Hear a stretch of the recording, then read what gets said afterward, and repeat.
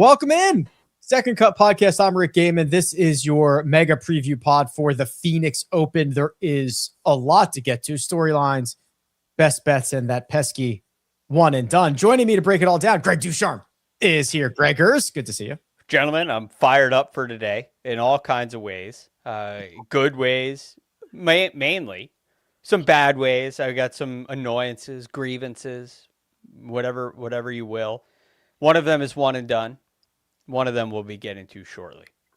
We were holding him back by the collar, Mark, in the green room. He was ready to go. I'm about to unleash him, but Mark Immelman is here. Hello, Mark. Yeah, remember when we used to have Feisty Friday for me? Well, it's Feisty Tuesday for Greg. And by the way, the one and done's not pesky. The one and done's beautiful. It is beautiful for you. The view from the top, quite beautiful indeed. Let's get to it, gentlemen, because this is 5 years in the making. This is something we have spent a lot of oxygen on over the course of the last handful of years. The will they, won't they? Coming out today, the official World Golf Rankings has announced a decision on the LIV Golf application. The statement would go on to say, after conducting an exhaustive and collaborative process and in an effort to reflect the changing landscape of the men's professional game, the OWGR board has made the decision to award world ranking points to LIV Golf for events in the 2026 season. The ranking points will be allocated to the top 10 finishers in LIV's individual stroke play events. And it recognizes that there are a number of areas where LIV does not meet the eligibility standards set out by the OWGR. We will dive into what those are. We will dive into the response from LIV Golf. But Mark, this is your brother single-handedly handing out OWGR points to LIV Golf, is it not? I knew you were going to say that. I talked with him last week in San Diego, and he goes, I've had enough of it. I'm up to my eyeballs in this stuff. Yeah, so it's been 24/7. I mean, he was joking at the last major championship how he couldn't seem to get rid of John Rahm. So they were after him in a big way, and obviously the board. But it's the nature of the beast. He sent me this link this morning. I passed it on to you guys. I've not even read it. I just obviously got the gist of the whole thing. So, it's the landscape, as you say. This is how life is going right now. It's interesting, Greg, because even in this initial the initial statement, then you go on to read the full release, the acknowledgement, the recognition that there are a number of areas where LIV does not meet eligibility standards did not stop these points from being allocated. Top 10 finishers, we'll talk about that in just a second. But here are the places in which there is still some level of concern. LIV Golf's average field size of 57 for 2026 versus the minimum of 75 set out in the OWGR regulations. The fact that they have exclusively no-cut events, the, quote, restrictive pathways to join LIV. There's also some examples here, like the fact that players are being added and removed based on their nationality rather than for meritocratic reasons. So these are points starting now. There's a LIV Golf event in Riyadh this week, starting right now. But it seems like, I don't want to call it a probationary period, but it's like hey, there's still some work to do here. I did find it interesting that they said for the 2026 season. Right. Normally these things, well, I shouldn't say normally. I would just expect them to go on long term. Like, hey, this is how the tour operates. This is what you're going to get, kind of thing. But it is kind of like a probationary period. So I like that. It's fascinating to me that all of these requirements that you mentioned, that the OWGR mentions, are still a factor. They were a factor in 2023. They were mentioned. I read again the article, or the letter that at the time it was Peter Dawson that he wrote to LIV Golf, the rejection letter, if you will. And it didn't mention in there 54 holes, which is like, this is the thing that frustrates me. Part of the thing that frustrates me with LIV Golf. It's like, well, They said that, well, we're 54 holes. That's why we're going to go to 72 holes. It's like, okay, well, that's not why. That's not why we didn't give you points. That's not why we rejected you. We rejected you because of these pathways. And then they publish these articles that are saying we're increasing the pathways, but they're very minimally, if at all, increasing the pathways. So what they did this year is they went to 5 wild card positions. In 2023, do you know how many pathways they told LIV they were going to have before the rejection letter? 4. They added 1 spot. Now there's relegation. They did increase. They took 4 spots away. They increased the relegation zone, or the drop zone as they call it, by 4 spots. So it's you take away 4, you take away 10, you add 5 open spots, and everybody else is just selected based on whatever management decides, which is it's very different than the way the rest of the official World Golf Rankings works. So there's still this very small pathway of change, and it's not very, how do you pronounce it? Meritocratic? I think that's a very hard word for me to say. It is interesting, Mark, because I'm glad Greg mentioned it, because I feel like we just had Groundhog's Day. I feel like I'm living in that movie, right? Where it is for years, the average field size is too small. The exclusively no-cut events is a problem. The restrictive pathways are a problem. Letting people in, out of relegation, or stopping some people because they're captains, or adding some because they're from the right country, or removing them because they're from the wrong country. This is like the same refrain over and over again. And it doesn't even feel like much has changed. And it almost feels like the OWGR is kind of acknowledging that. It's almost like it just became untenable and annoying that they didn't have points. So it's like, here's points. I don't know. It's kind of weird. Yeah. Like I haven't talked with Trevor, and I'm sure I will. But it does seem like it still smells fishy as heck. It really does. And it sounds like it's like, okay, here's points. You guys have moaned enough. Just go away, kind of thing. I find it interesting how there's a virtual cut and they only give points through 10th. But then again, strength of field, because there's a strength of field element in the world ranking points in the new points now, and there's a strokes gained element as well too. But that's where I'm having an issue with it, because strokes gained, like if you're playing against a field of 156, you're going to be a whole lot better to be gaining strokes on that field than what you do against 50, however many they are now. I don't even know what the amount of LIV players is. So yeah, it's kind of strange, and the whole, to finish inside the top 10 on the PGA Tour, you could be inside the 36-hole cut comfortably and have 2 rough days and be way out of it. Now if you make this virtual cut, if whatever it is, you've just got to hang in there for like 1 round. And that's, someone's got to go bananas to sort of knock somebody else out. So I don't like that very much either. So personally, I feel like it was like a capitulation, if you will, by the OWGR. But again, I don't know enough about it, and I don't have all of the information. So that's why I've got to be careful with my observations here. Well, here is the first look of the points and how they're going to be on the OWGR website. You'll see that for this week, the first place points, the winner of Riyadh, will get more points, 23, than the winner in Qatar, a full field DP World Tour event. That would be just under 21.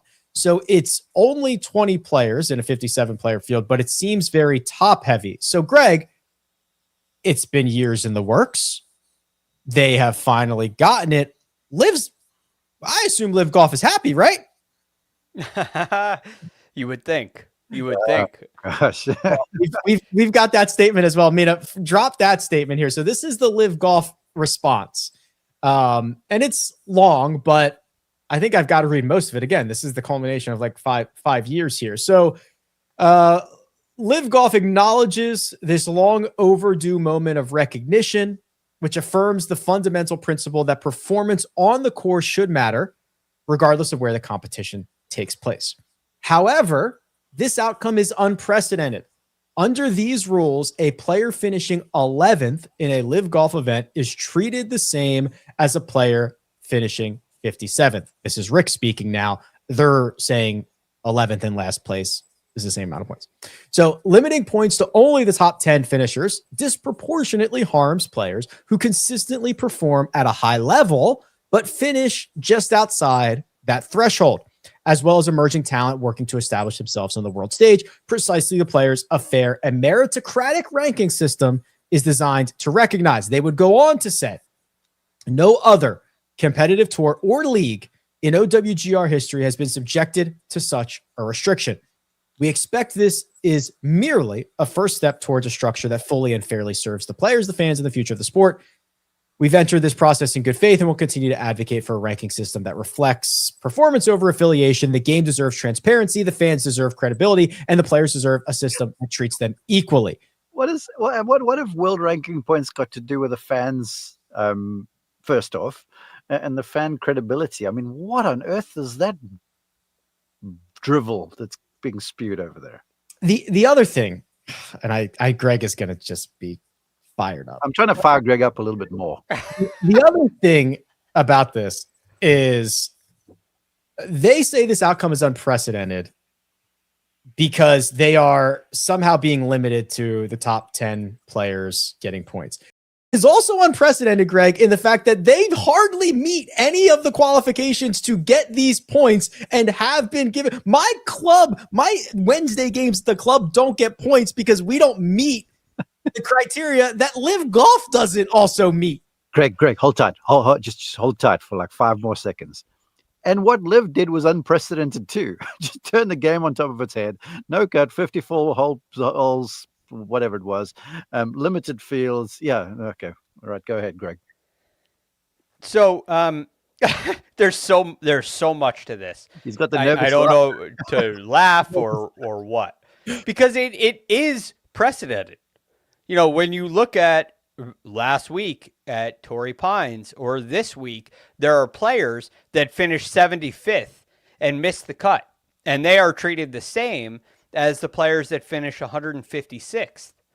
The number of player or 144th, whatever it is, the number of players that miss the cut in a full field PGA Tour event is a greater number than the full field in a LIV event. So players, there's a group of players that will beat another group of players, and they will be treated differently in every other tour that has official World Golf Ranking points because of the cut. You don't have a cut. All right. So you have been told, if you're LIV, you have been told explicitly what the concerns are. I cannot imagine the number of emails that Peter Dawson and Trevor Immelman have sent back and forth in correspondence with LIV in this process. I cannot imagine the redundancy of what they're saying. And LIV gets a olive branch. This is an olive branch. It's quite frankly just a John Rahm rule, right? It's a John Rahm rule because it doesn't quite feel right that John Rahm is not ranked in a majority of the events that he plays. It doesn't quite feel right that Bryson is not ranked in all these events that he's playing. It just doesn't feel right. So how can we, rectify that, but also maintain our rules? And so this is a compromise. But the attitude and I can understand that compromise. I understand the difficulty of the position for the OWGR.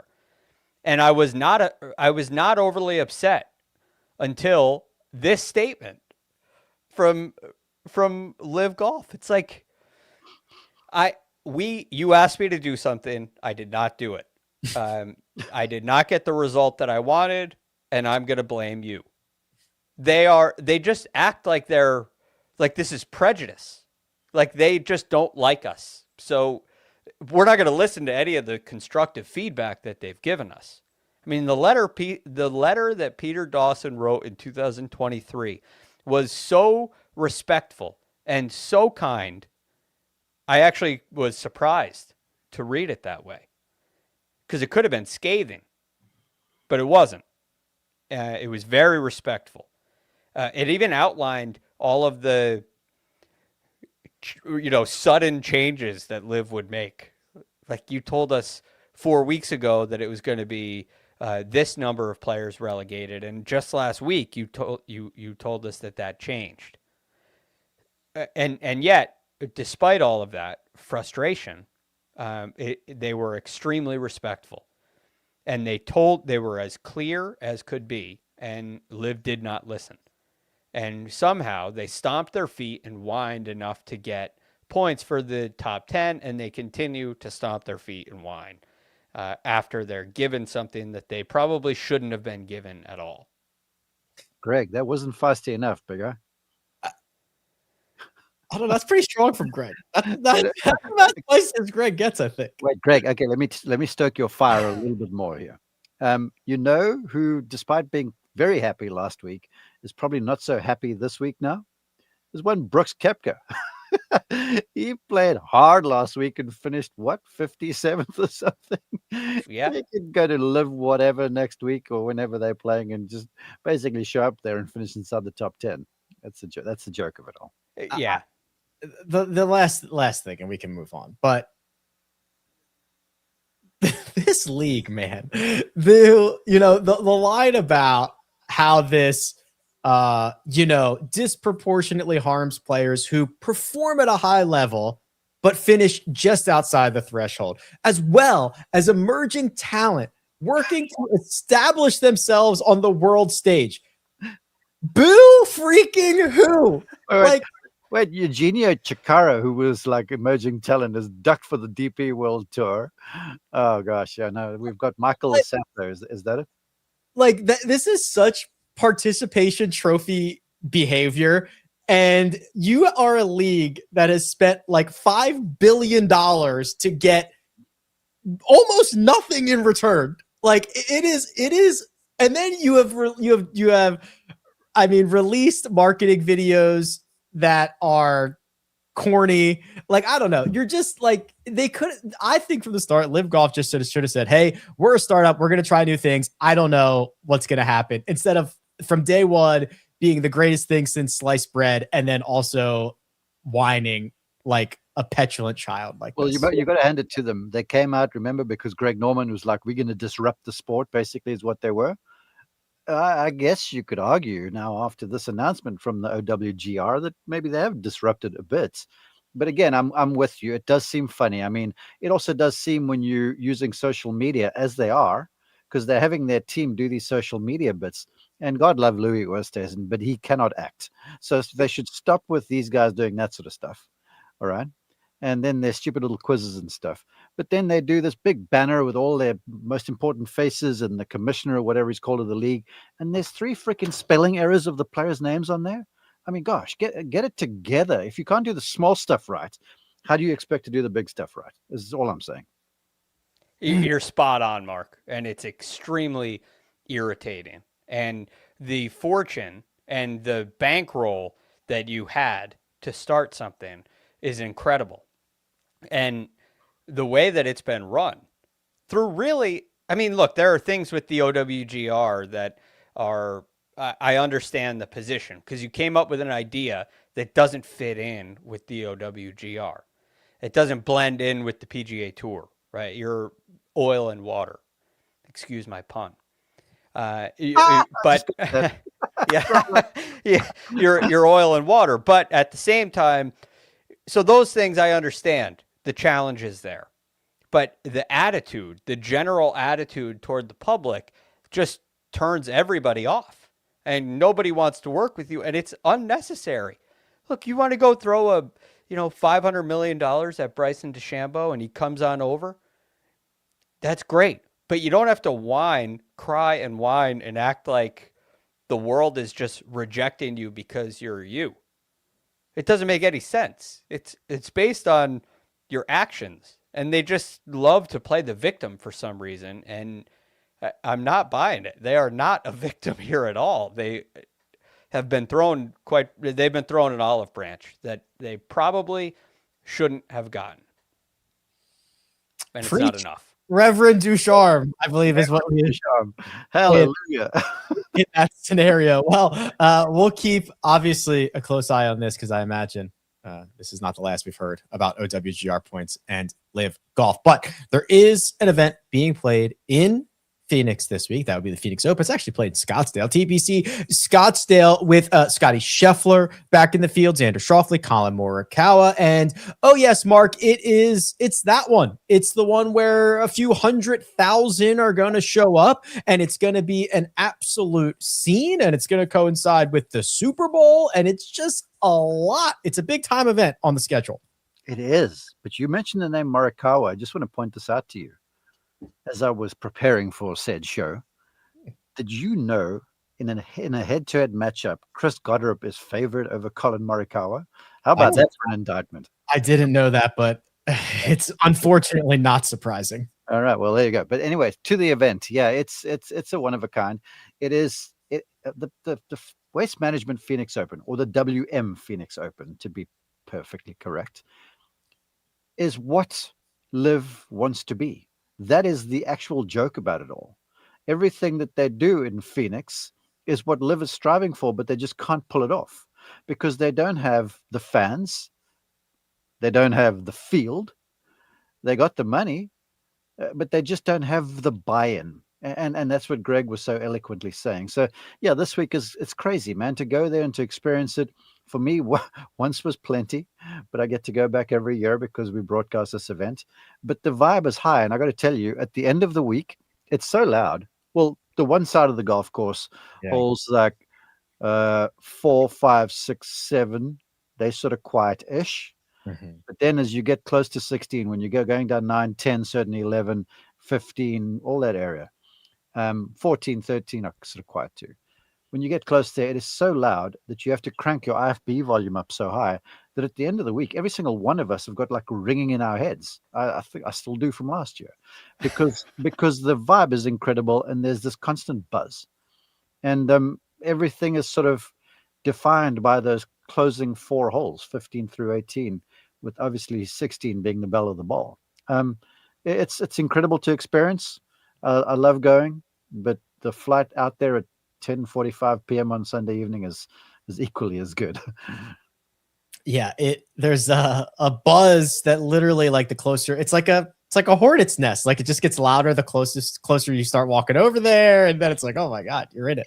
You had your moment with greatness there, Rick. If I look over your right shoulder, I can see John Rahm, liver, with you there front and center. There you go. Look at you on the 15th tee. That was right on. Yeah, right on.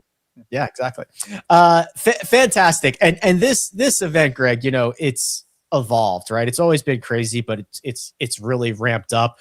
The players, with a few exceptions, have mostly just embraced it and have leaned into this week as maybe, hey, it's 1 week a year, and the field has always provided plenty of great players in the course. Mark mentioned it. The closing stretch is like my favorite on the schedule, right? Because you can go really low. There's water lurking everywhere. You got to hit a shot in front of, I don't know what the Coliseum holds, 30,000, 40,000 now. It's just a lot happening in such a short period of time. It's always entertaining. You got, 15, the par 5 with an island green is fantastic. I think 17 is the best drivable par 4 on the PGA Tour. Oh, yeah. No question, it's my favorite. 18 has the guys can mostly fly the water on the left now, which takes a little bit of the teeth out of it, but it does yield a lot more birdies as a result. And when you're coming down the stretch there, you got really 4 holes. I mean, every single one of them last year had an eagle, or it had an eagle and a double or worse. Right on all of the last 4 holes. And so it creates a lot of drama. And I was looking into this. I may get the number wrong slightly, but I believe it's 39 times it's been played here, and 22 of them have been decided by 1 shot or a playoff. Oh, wow. So, it's a very high percentage. You had a runaway last year. You've had a couple like 9-shot victories, but for the most part, it comes right down to the wire. And I think that's part of the reason why there can be such a buzz, because these shots actually matter. And that's going to happen later in the week. So, you get there on Saturday and it feels like anybody can make a run. It's a cool event. I think it's a golf course that is not on my bucket list to play, but I think it's the ideal place for a PGA Tour event. Like one of the most perfect golf courses for a PGA Tour event. One of the most perfect golf courses for Scotty Scheffler, Mark, which is scary because like every golf course in the world is pretty perfect for him. But from a statistical standpoint, this would be his third best golf course. Augusta National, Muirfield Village would be the only two in which he's gained more strokes to the field. What is it about TPC Scottsdale and what it asks that Scotty, which I know he can answer a lot of questions, but what is it that he can answer so well here? I want to say it's long driving and keeping the ball out of the desert, because if you're going to make a number around that place, it's when you hit it in the cacti, that's when things go wrong. And if there's one thing that Scotty does reliably well, it's hit that fade shot off the tee.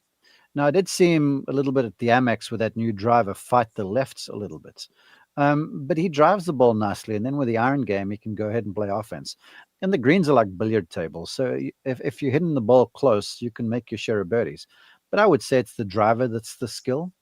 And he also does, if Scotty is the kind of guy who doesn't get too like waylaid or wrapped up in all of the mayhem that's going on around him.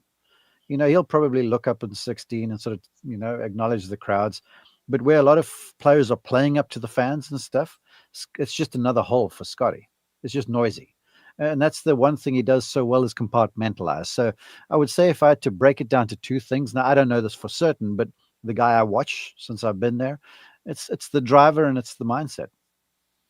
Yeah, he is the sizable favorite, Greg, to win this golf tournament. After Scotty Scheffler, it really does pile up a lot of really close talent between Xander Schauffele, Cam Young, Hideki Matsuyama, and a variety of other players. Worth noting, we're going to see, I mentioned Colin Morikawa in play this week. We're going to see Brooks Koepka back again this week. Victor Hovland makes his 2026 debut. So still getting some fresh new blood into these events. Yes. And I think like Mark was mentioning, Chris Gotterup is favored over Colin Morikawa in a matchup this week. That's one of the beautiful things about the PGA Tour, and it's a beautiful thing about this field. You have guys who are just in extremely good form. Like Siwoo Kim right now is in phenomenal form. Cameron Young has made some significant improvements to his game. We know how Ben Griffin's career and outlook has changed. These guys you go all the way down. Jake Knapp just finished top 5 on the PGA Tour at Torrey Pines last week. You got Jordan Spieth, who we haven't seen in a couple weeks, but he has a great record here as well.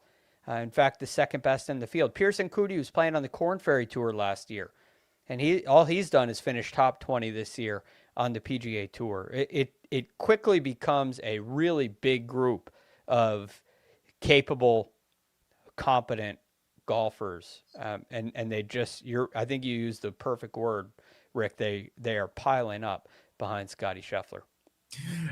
If you have never seen this show before, welcome. On the Mega Preview Pods, we do the grid, which we each choose one matchup, one finishing position, and then 2 separate outrights. And that's really the only rules. We kind of let you go from there, whatever finishing position you want. Great. If you want to get into the without market, great. And then Mina takes all those picks. She puts them onto a grid and she releases them right now. Okay, close enough. Very good.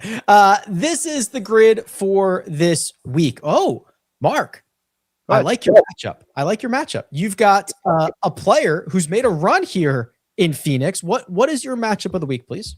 Well, I heard Greg glowing about him in a one and done contest earlier this season. And whereas I'm pretty high on Harry Hall, it wasn't as high as what Greg was selling it. And Nick Taylor is just a freaking baller, man. He goes. And he's played solidly the entire season so far. He's 1 year in a playoff before.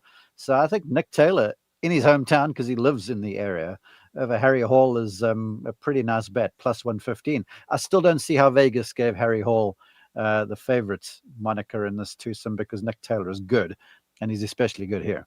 Yeah, that always worries me, like they know something, but it scares me. But Nick Taylor plus 115 over Harry Hall. I went with Daniel Berger minus 135 over Brooks Koepka. And Greg, I want to get your thoughts on this. I'm glad Brooks is back. I'm excited to see the reception in Phoenix. I'm not as sold on the state of his game. What did you see from Brooks Koepka last week? I saw some good ball striking. I think that's been perhaps overstated a little bit. I don't think he really had complete control of the driver. Was perhaps a little nervous off the tee. And maybe that's golf course related. I thought his iron play was good, very solid. You could even say very good. There's just a real gaping hole in his game. And I don't know if you can overcome a terrible bout of putting here. But I'm very curious. I really don't know what to make of it. I'm struggling with it because Brooks obviously has a good record here. You were talking about Scotty Scheffler earlier. I think Scotty's success here has been he's putted so well here when he hasn't been a good putter. He's a great putter now, but the last 5 times he's been here, he's gained strokes to the field. And in 4 of them, it's been over 2 strokes to the field as a bad putter. And so I wonder, can Brooks figure out the greens here better than he did at Torrey, which are notoriously difficult greens to putt? It's just a very important aspect of the game. So I worry about Brooks with the flat stick a little bit. But I do see a pathway where he could figure it out. Okay, well, he is twice a winner around this place. There's a handful of multiple time winners. We'll get to that trivia in just one second. Okay, Greg, your matchup for this week is who, please? Another multiple time winner in Hideki Matsuyama over Xander Schauffele. Now, Xander, very similar to Brooks. He missed the cut. He missed the cut last week. I don't want to read too much into that. I think a lot of it had to do with rust. I really wanted to get Hideki Matsuyama into this because he has such a superb record here. He has won twice. He has been absolutely striping it. And it was kind of like last week, it felt like a disappointing T11. Almost like Hideki felt like he should have been keeping up with Justin Rose because they played together the first 2 rounds. And he was disappointed in it, but my goodness, is he hitting the ball well. So I love what I'm seeing out of Hideki. I love his record here in Scottsdale. It's rather impressive. He won twice back in 2017 and 16, and really all he's done since is finish top 25. So he's a very safe play, and I'm not quite. I think Hideki's game's in a better place than Xander's. Xander Schauffele, a chance to start a new cut streak this week. We'll see if he can find his way to the weekend. Any finishing position that we want, we've got a top 10 on the board. We've got a top 30 on the board. And Mark, you have a top 40 with a very familiar and popular name. Go ahead, please. Yeah, there was another one that's slipping my 55-year-old mind that I found that was very enticing, but the line wasn't as good as Jordan Spieth inside the top 40. Again, I was talking about Cutter over Morikawa and how's that sort of an indictment on some of these players, where Jordan Spieth, who just a few seasons ago was in the favorites list, but I feel like he's on the way back. When I watched him play here recently, he looked well. When I talked with him last time, the wrist was good. Remember last year he was playing for most of the year with that horrendous looking cyst thing or whatever it was in his wrist that would kind of go bad on him all the time. So he's healthy and he's strong, and he's Jordan Spieth, for Pete's sake, and he's played solid a year before. So top 40 plus 120. I did a Rick Rungood live show earlier, and I think Jordan Spieth was the most asked about player. People are absolutely thrilled to watch and see what goes on with Jordan Spieth this week. Top 40 for Mark at plus 120. I think I teased mine a lot on Sunday's show. It's Maverick McNeely to finish inside the top 10 at plus 260. He's got back-to-back top 10s here. we talked about how he has really blossomed into this well-rounded player, and there's just a lot of positivity coming out of the McNeely camp at the moment. So I bit on this one. Greg, you found a different set of MM initials for your finishing position. Yes, Max McGreevy, who I have for a top 30. I'm very impressed with what this guy has been doing. You look at some of his numbers last year, and they weren't very good. That's why he's somewhat of a long shot this week.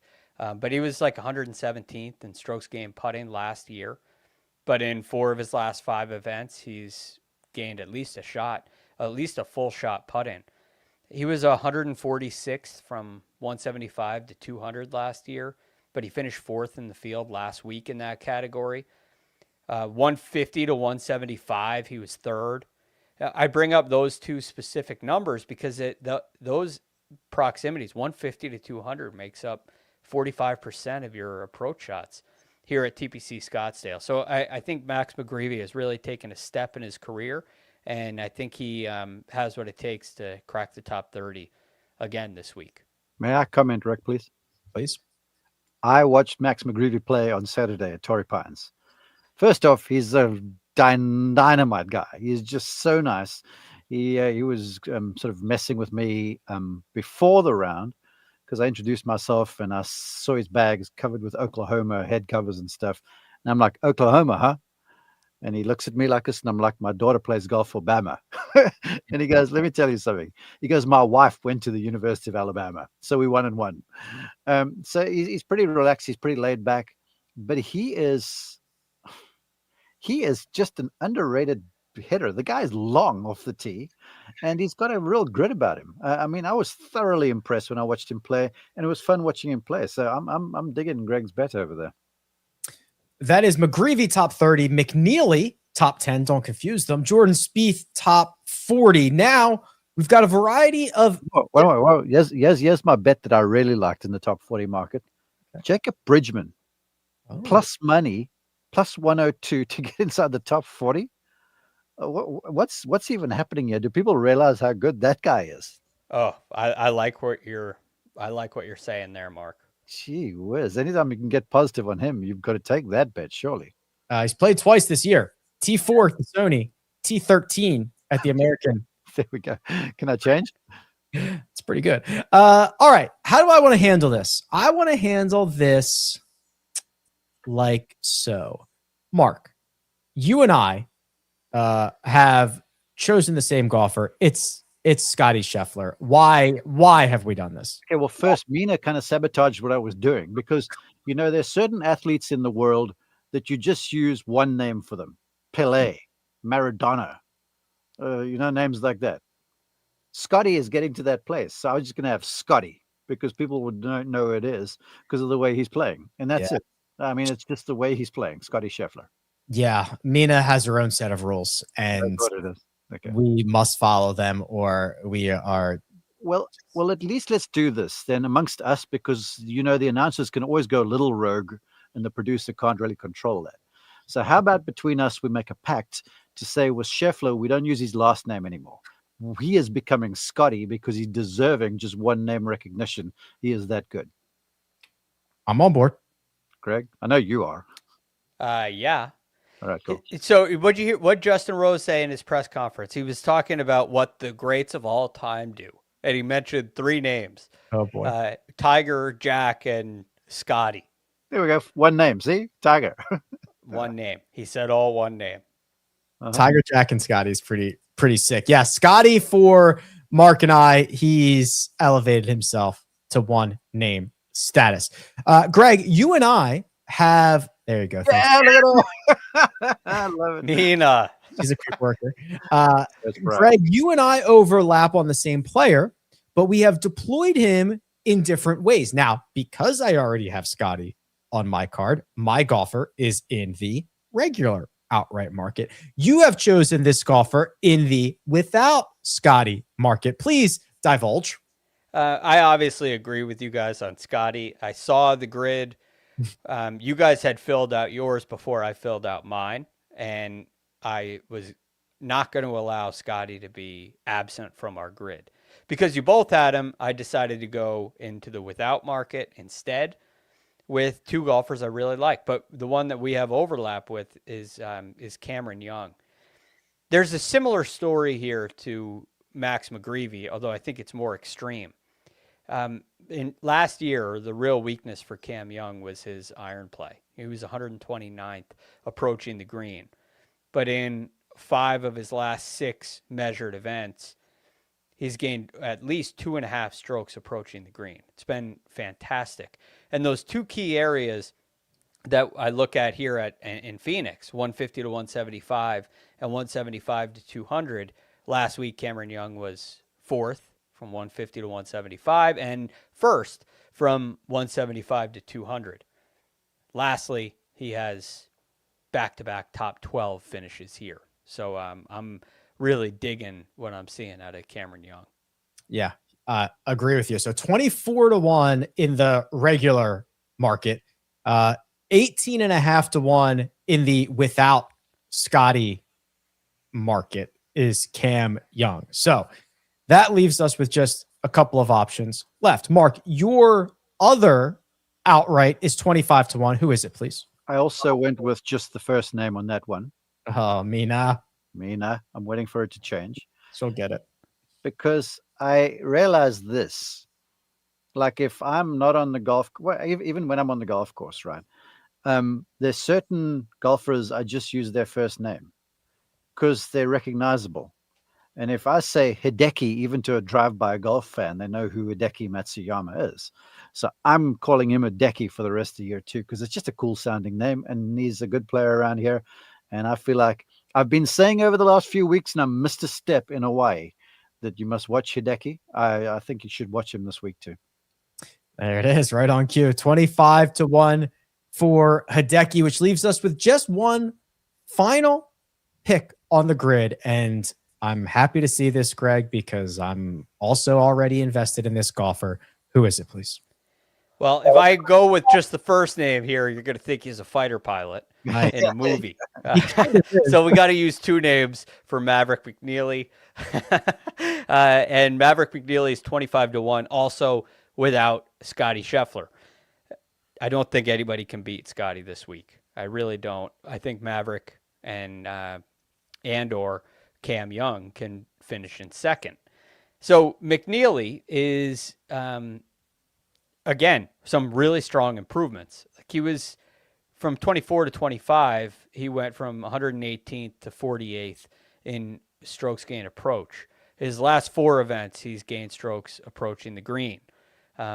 Putting, we know how great of a putter he is. It's 6 of his last 7 where he's gained strokes putting, and his last 2 starts here have been a T9 and a T6. There's one thing he's got to get straightened out, and it was the driver. The performance with the driver on Sunday at Torrey Pines was concerning. A lot of lefts and a lot of rights, but I don't think that's been a chronic issue for Maverick McNeely. I think it's something that he can get straightened out. And if he does, he's got a real chance at, finishing second. He wouldn't like saying that. I should say winning. But, he's got a real chance of getting into serious contention. That's why I have him in the outright market. I'm not crazy about the, like a top 20 market. I don't know. He's got to get the driver figured out. If he does that, I think he can, really challenge winning. Maverick McNeely, 25 to 1 without Scotty. Cam Young, 18.5 to 1 without Scotty. Scotty in his own market, 2.25 to 1 twice. Cam Young, 24 to 1. Hideki, 25 to 1. That concludes the grid. And now it is time for the illustrious, the important, the critical one and done. You're looking at the current standings. Greg, it's time, big dog. It's time to get you going here. $112,000. Don't reveal your pick just yet, but it is time to start making your move. I need a big week. It's plain and simple. At the same time, I don't want to panic. We haven't even gotten to our first signature event yet. And the 112 nearly, let's round up to 113. I'll be nice to myself. I don't know about rounding up, Greg. I think 112,942 is the number. All right, my $112,942.00 didn't move at all last week. Yeah. I needed to move this week. And, I think there's some really strong players in the field. I may have gone a little heavy. But I think it's going to be worth it. This is the silhouettes. And Mina, I have to go Greg, Rick, Mark, Mina. Is that the order that I have to go in to get this reveal properly allocated? Okay. So I've gotten confirmation. And without further ado, Greg, we're going to find out how heavy you went right now, because your silhouette is on the screen and it is time to put a name to that silhouette. Yeah, probably a guy that could compete in major championships this year. Definitely in signature events, but it is Cameron Young. Wow. Yeah, I'm so impressed with what he's done with his iron play. His record is so strong here. I just felt a lot of boxes checked. Last week was good. It wasn't so good where, it was it was a good progression. And I think he's going to show up ready this week to go trail only Scotty Scheffler.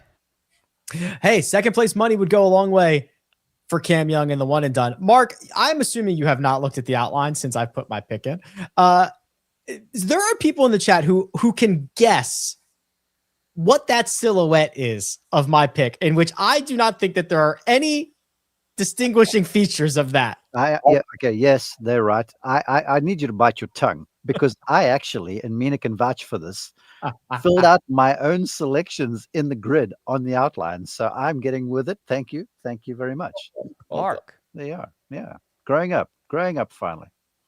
They, believe it or not, the chat has gotten this correct. I've gone for Siwoo Kim. I don't know what gave it away. It looked just like a completely normal custom generic golfer. Well, I mean, Siwoo is the greatest. Last week I had him in one group, and it's sort of a slow day on Saturday, and you can see he's a little irate, but he hasn't lost his mind just yet. And he's walking down 15 fairway, and he's hit an incredible 5-iron to about 15 feet. And he just birdied 14. So he was in a slightly better mood, but he was still like 1 over for the day.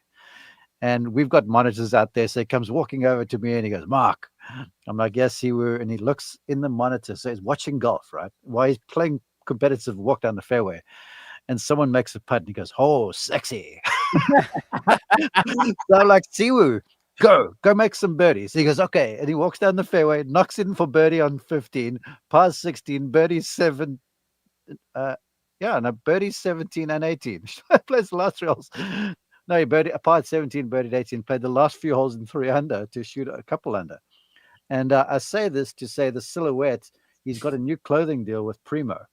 And the stuff is, Primo clothing is normally tight, but they've got a little looser version for Siwoo, who's looking well fed. Let's put it that way. But man, he's a beauty. Well, he's got 3 straight top 11, so he's got the money to spend on food. Indeed, I just thought he's one of the hottest players on the planet. I'm a little bit nervous because I'm always a little bit nervous about Siwoo, but I'm going to use him while he's hot instead of waiting. So I'm rolling with Siwoo Kim. Mark, you are how lone wolf? You are nice. You are lone wolfing this week. Please reveal your silhouette. Well, me and Mina and AI got it wrong last week, so I figured I'd try and go by myself. But I'd always been earmarking Hideki Matsuyama for this week. Course record, course performance. It kind of plays into his strengths. He's a beautiful ball striker. The greens here they're not that difficult to read. How about I put it like that way? There's no real tricks to them. And if Hideki starts rolling it, we've seen what he can do. So I'm feeling out like on some really good greens, good ball striking. As long as he stays injury free, he should have a good week. Don't even put that out there. Hideki Matsuyama, fantastic record around the Phoenix Open is Mark's pick. And Mina has opted to go with Cam Young. Greg, do you feel any different knowing that you and Mina will move in tandem this week? No, I made a decision.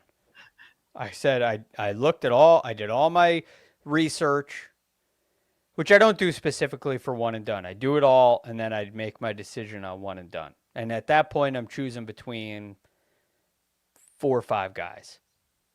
And I said, all right, this is Cam Young time. I go into the grid, I'm filling it out. I look at the one and done, and I see that Mina has Cam Young in there in bold. I'm not sure if that was intentional or, Probably. just a stylistic mistake.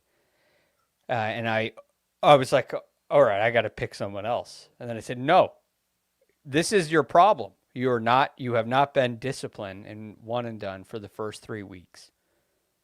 I should give myself a pass for week 1, but I've not been disciplined. And this is why I'm in the cellar, climbing up this mountain. Stick to your guns, do what you need to do. And so I went Cam Young. Mina had almost an impact, but I think she taught me a lesson more than anything. I like feisty Greg, don't you? Yeah. All right. Before apparently, your research comes via AI because Amina's going with AI picks every week, isn't she? Yeah, she is. Maybe AI's research comes from me. AI did badly last week with Jason Day. AI does just read the internet and release what people say on the internet. It's not like it's reading Rick Run Good amongst other things. Rick, really not. It's really not. Better be. Much.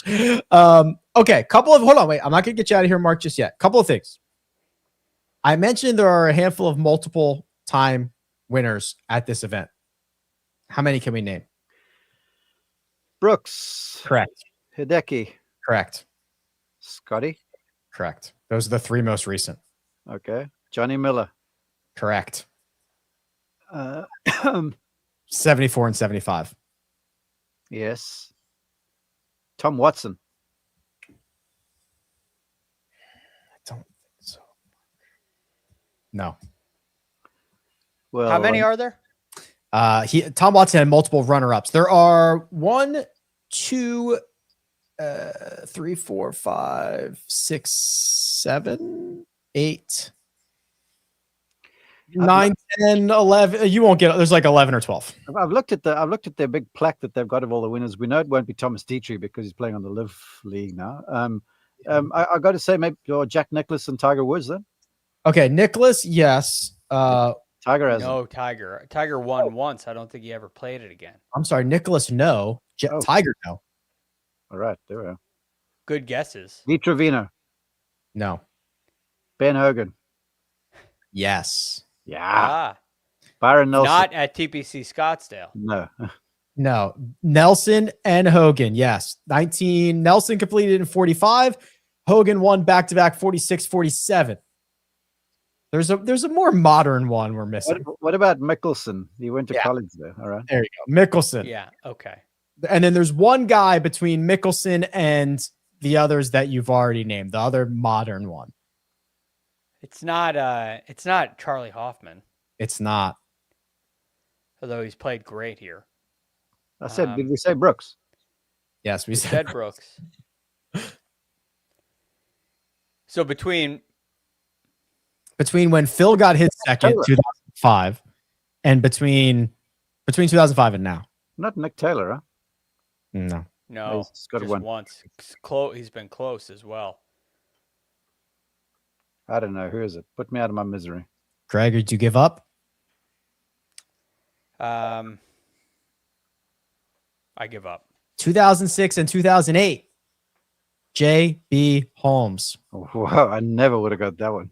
How dare you guys erase JB from? I wasn't there. Couple in the chat, Kenny Perry. That was a good guess. Similar name to JB Holmes. Hey, JB's name came up in our production call last week. Remember what JB Holmes did on the final hole at Torrey Pines? Yes. Greg thinks about it all the time. To Kyle Stanley. Yeah. Mm-hmm. No, this was, I'm guessing, the pace of play. It was Alex Noren. Alex Noren. Yeah. Alex Noren. Yes, Noren. Yeah. Yes, that's right. Yeah, it took like 5 minutes to decide to lay up. Yeah, exactly. He was going to go, then he wasn't going to go. Yeah, that was painful. That was the height of the pace of play conversation. Arnold Palmer, Jimmy Demaret, Mark Calcavecchia, legends. Yeah. VJ Singh. We named all the. I was thinking about VJ. Last one. Last one, Mark, before we get you out of here. This is from Jeff on Patreon. This is a very specific request. Which of these 4 players is most likely to win their first major this year? You have to rank these 4 and only these 4. All right. You don't get to go rogue. All right. The 4 are Ludwig, Tommy, Victor, Cam Young. In order of likelihood, they win their first major. Okay.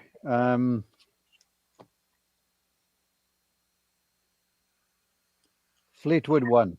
Okay. All right. That's fair. Despite being like beautifully crazy, Victor too. I think that's also right. Yeah. I'm torn between Ludwig and Cam Young. Every other day I'd want to go Ludwig, but I'm a little concerned right now because he just doesn't look the same. So I'm going to go Cam Young and then Ludwig. I think that's my exact order, Greg. Do you have any beef with that? Would you swap any? Yeah. I go Cam Young, Hovland, Fleetwood, Scotty. Ludwig. It's like Scotty. You're really enamored with this guy. I think there's been a significant jump. And I think that his game just translates to majors so well.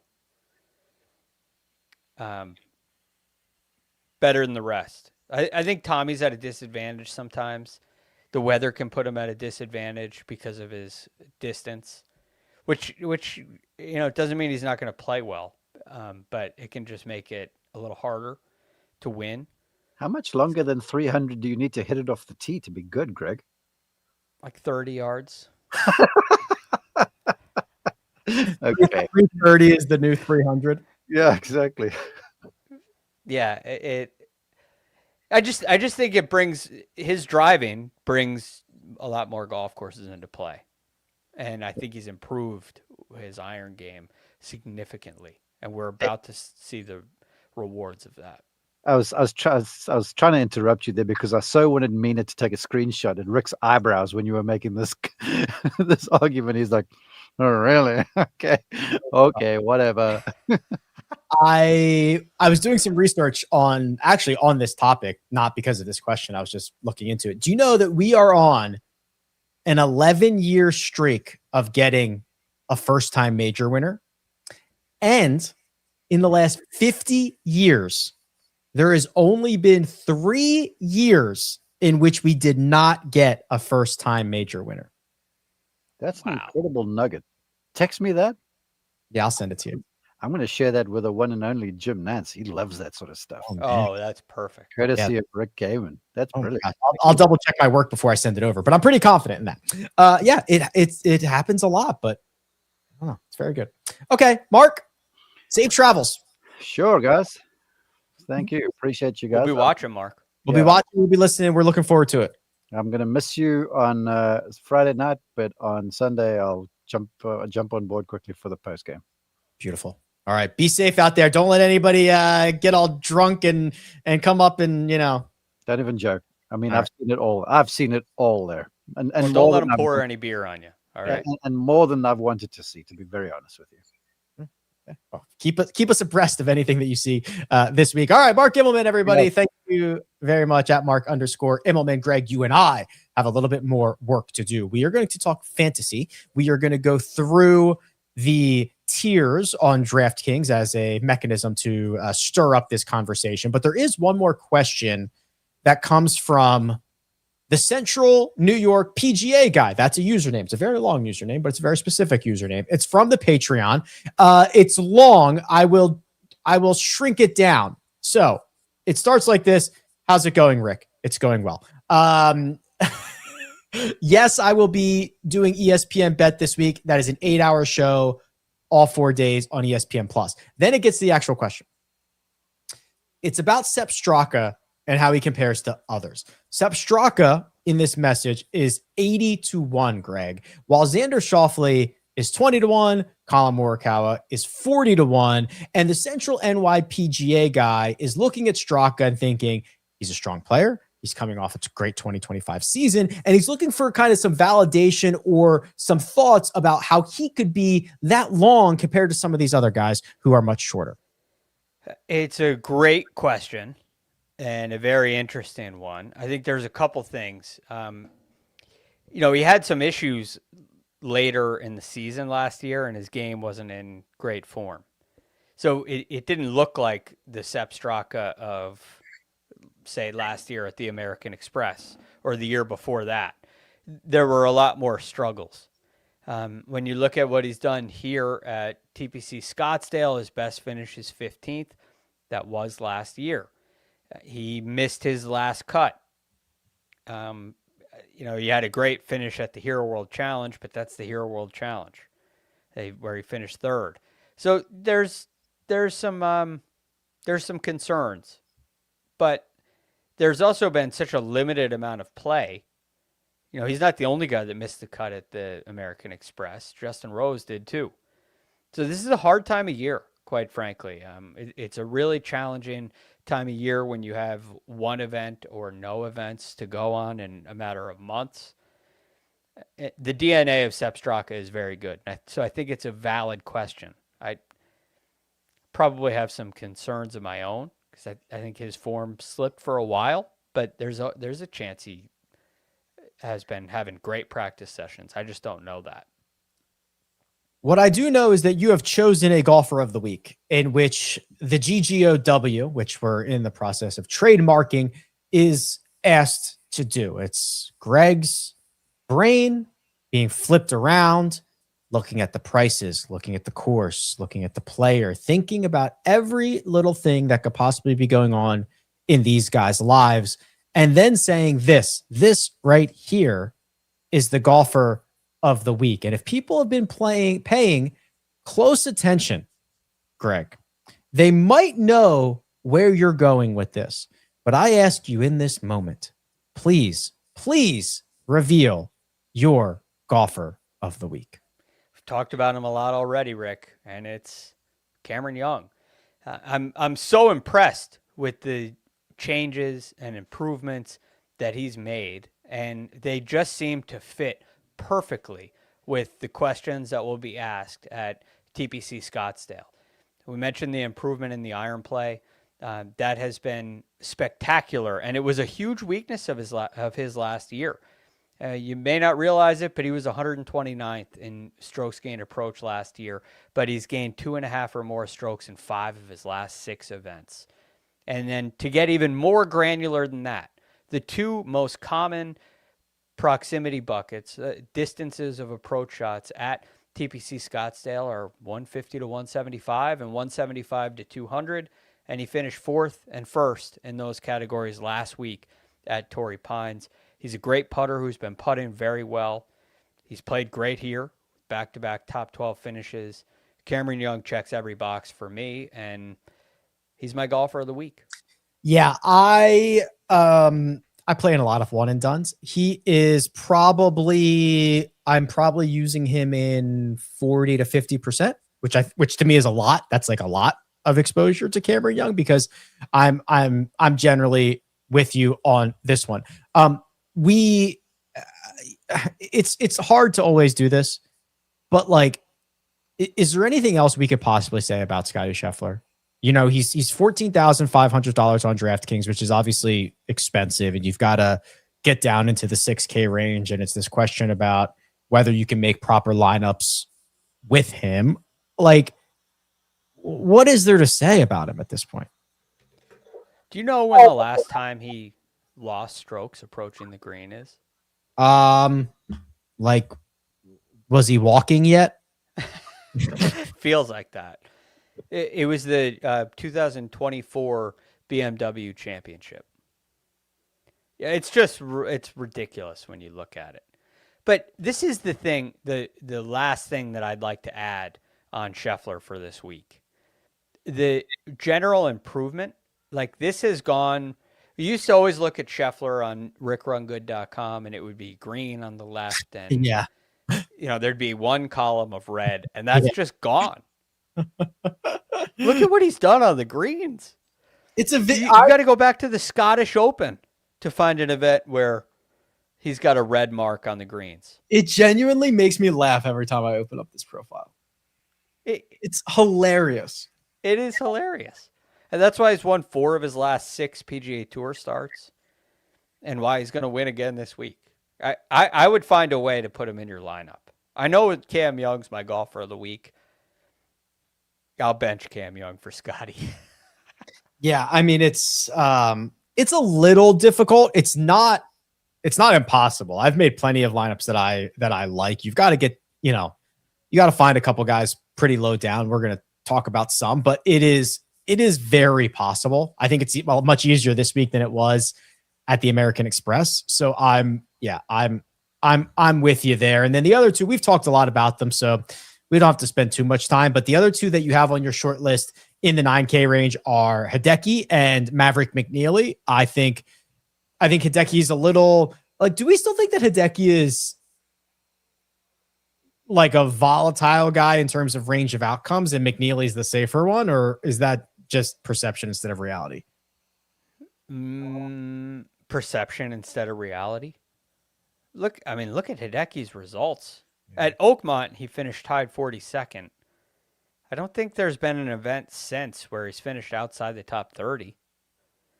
What we haven't seen out of him is the upside, except for the Hero World Challenge. It's been a lot of top 20 finishes in that span. Extremely consistent performance. The putter has been a problem still. It's been a little weak, but he's putted well here before.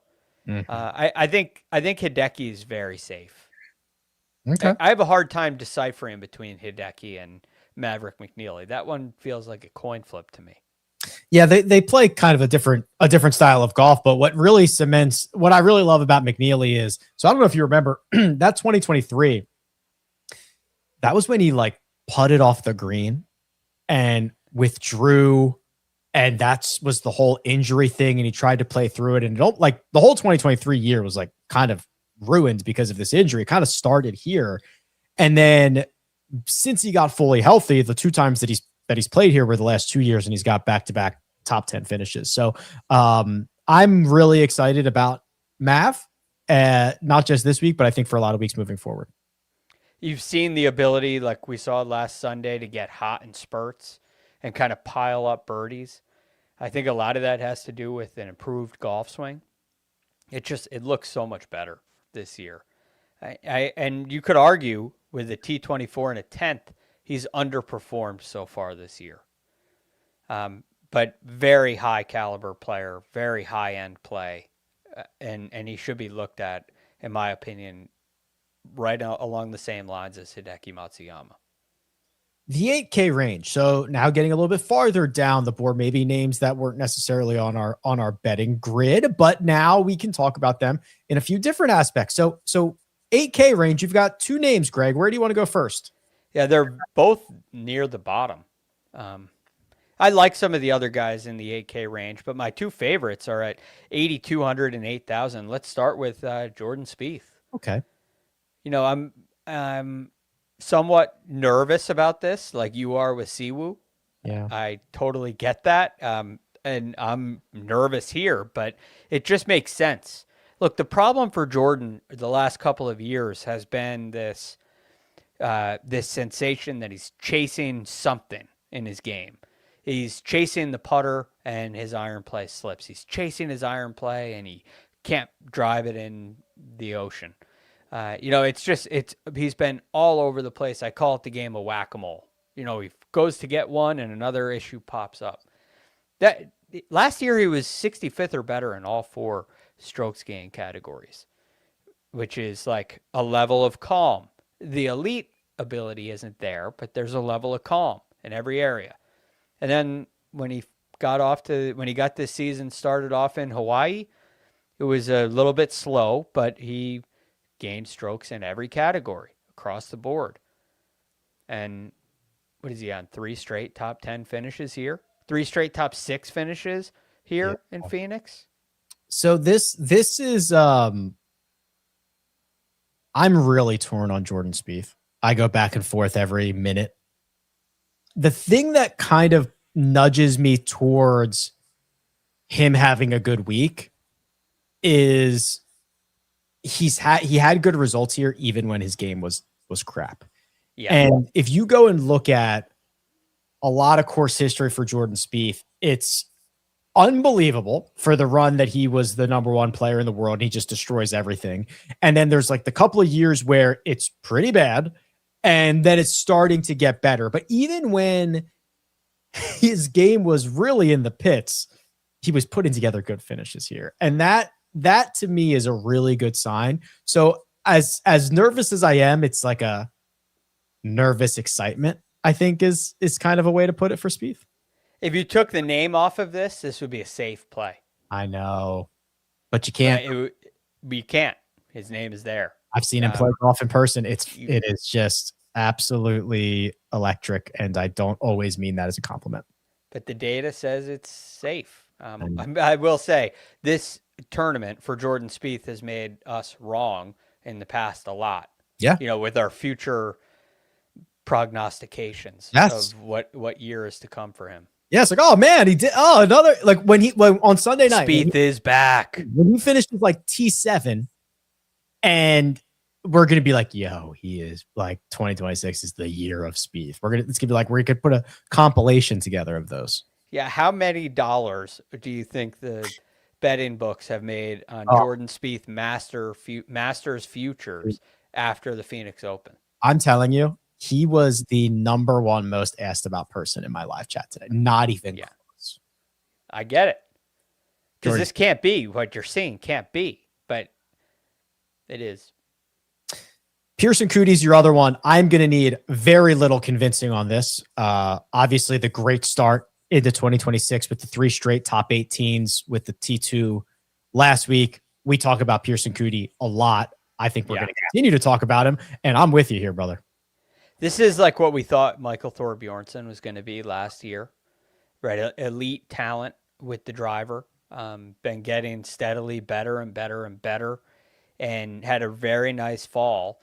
The difference is he didn't get mono, like apparently Michael Thorbjornsen did. Yeah, we found that out 7 months later. Yeah.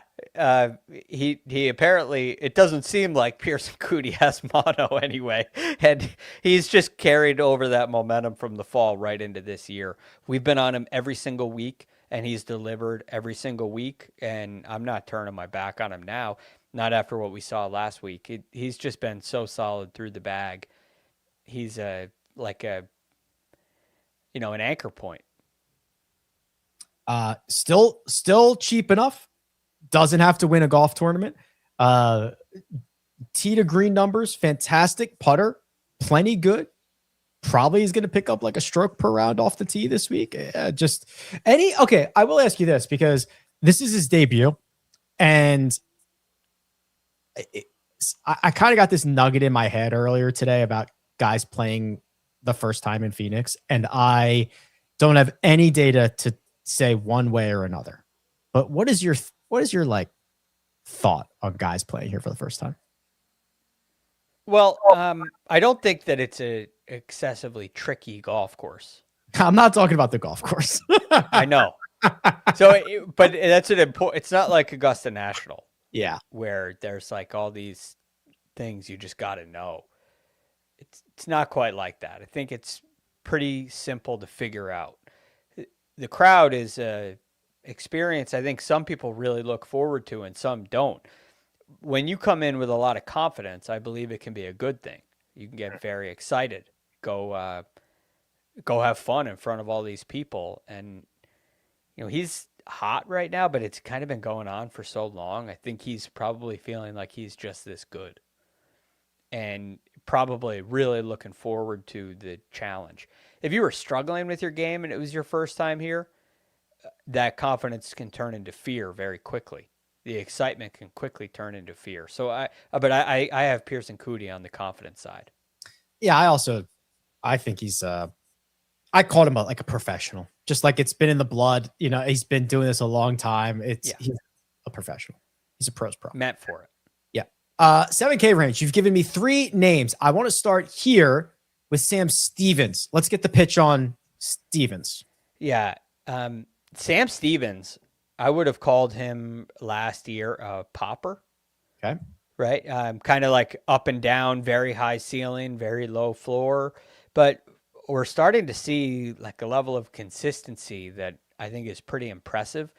A lot of that has to do with what he's done tee to green. He's gained off the tee and approach in 4 straight events, and all of those have been 31st place finishes or better. And there have been 2 top 10s in there. So I still think we have the ceiling ability, but we have a very, very, a floor that is getting more and more solid in my eyes.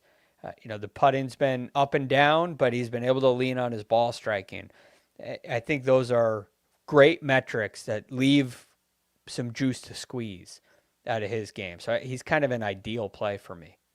Okay, juice to squeeze. He's 7,200 for $100 cheaper. Somehow this name already popped up on the show today. It's Jacob Richmond. How did this happen? I know. You might think I just added it because Mark mentioned it. No, he didn't. Mark has him for a top 40. I couldn't agree more. You got a tied 13th finish at the American Express, tied 4th at the Sony. His approach play has been great in both. His putting has been great. He was a very good putter last year. Finished 21st in putting last year. He's kept that up. But 2 or more strokes approaching the green both of the first 2 weeks of this season. I think that ball striking's kind of catching up, Rick. Yeah, I agree. The profile it's better than I thought it was going to be. Which is really nice to see. So he's $7,100. Same price for the third and final man that you have in this range. We've talked about him already a little bit. It's Max McGreevy. Yeah, I was looking at the top performers last week from 150 to 175 and 175 to 200. Common distances players will face this week. And his name popped up in both. He was 3rd and 4th. And I was like, wow. And I've been impressed with him. I was so impressed with him in the fall. I'll never forget watching him in Bermuda battle Adam Schenk down the stretch. It was so impressive what he did in the wind. And he's continued it on as well. So I think his putting has gotten better too. 117th last year, but he's gained at least a shot on the greens in 4 of his last 5 measured events. I think he's taken a big step in his career. Speak of the devil, and he shall appear, because in the $6,000 range, the man who outdueled Max McGreevy is Adam Schenk. He is nearly min priced, $6,200. If you're looking for a little salary cap relief for Scotty Scheffler, you might find yourself another player. Yeah, it's a nice pair, Scheffler and Schenk. And then can you get no, you couldn't get Schauffele. No, we'll work on the rest of that. No, yeah, there might be somebody else in there. I'd have to comb looking for that matchup. But look, so Adam Schenk, there's obviously concerns. 6,200, obviously concerns. But you're probably surprised to hear that he has 3 straight top 25s at the Phoenix Open. Hasn't been playing very well the last couple of years. I'm surprised to hear that. Right, so it's kind of like a Jordan Spieth situation. He did finish tied 11th last week. You might be surprised to hear that as well. Gained over 5 strokes approaching the green last week. And he's gained strokes approaching the green in 4 of his last 6 measured events, which doesn't include his win. He won 4 starts ago, and he's 6,200. Like, this is too good to be true. Yeah. You could get Scheffler, Schenk, Schmid. Oh, Schmidt. Oh, okay. You could just do an S thing and get Stevens. And Spieth and Shipley. That's fun. That's a fun lineup. Last man who rose from the ashes like a phoenix last week, because we have not talked about this name in quite some time. It is the one, the only Tom Hoagie Gregors. Yeah, I'm very partial to Hoagie. Just in general, because he tends to be a good iron player and a good putter. So, he's at 6,700. I actually prefer Adam Schenk in the 6K range at 6,200. But You know, the iron play has looked a little better for Hoagie. He's been positive in 4 of his last 5, gained in 3 straight on the greens. And he has 3 top 25s in his last 6 trips to Scottsdale. So, you know, it's not the strongest case, but there's something there. The rest of the 6K range, it's like I just couldn't find anything. And I genuinely like Schenk. I think that's a good play. I'm okay with the Hoagie play. Yeah, there's a lot of riffraff down here, if you will. Yeah, it's a top-heavy field. I mean, would you bench Scotty? No. I think you got to work him. I think you got to take some chances. Especially not after sitting here 2 weeks ago and being like, there's no way he wins the Amex. Just no way. So dominates it. This is like a top 3 spot for him. What am I supposed to do? Play him. Figure out the rest. I'll figure out the rest. That's fine. Yeah. Play 5 guys. I wish I could. It would say save me a little bit. Just play 5 guys. Yeah, I just think he's just really operating on a different level. And I think this course and his history here shows it. I think it really plays to his strengths. I think the fact that he's always pin high, I think the fact that he can drive it long enough and straight enough, I think that he's got the greatest short game. And I just think, and Mark mentioned it too, that dude does not care that there's 200,000 people out there. Does not care at all. And Mark also mentioned his driver, which we haven't brought up yet, which is a huge factor as well. You know, there are some tough tee shots on the back 9. Not for him. I think he's going to get another one. I think he's going to get another trophy. So it's just going to be like Scotty mania. You could get a serious streak going here. If he wins this one, he might win 10 times. I don't know. I mean, I've been telling you, I think he's a 50% winner when he's healthy. And since when he's been healthy with a mallet putter, he's been a 50% winner. And there's too many caveats to that, but I believe it. I really think he is. I'm not sure I'm ready for a 50% winner. So, you go play 20 events. I think 10's in play. Oh my God. It's crazy, but I do. I don't look at, just go down the schedule. All of a sudden, the schedule is going to fill up with events like this. It's one of his best courses. He's won here twice. He won back-to-back. What are you going to say when he gets to Memorial? How about Augusta? Yeah. It's like it fills up very quickly. What are you going to say when he gets to Doral? Well, you got to do exactly what Scotty does to win here. He could win that by 5. It's scary for everybody else. Anything else, Greg?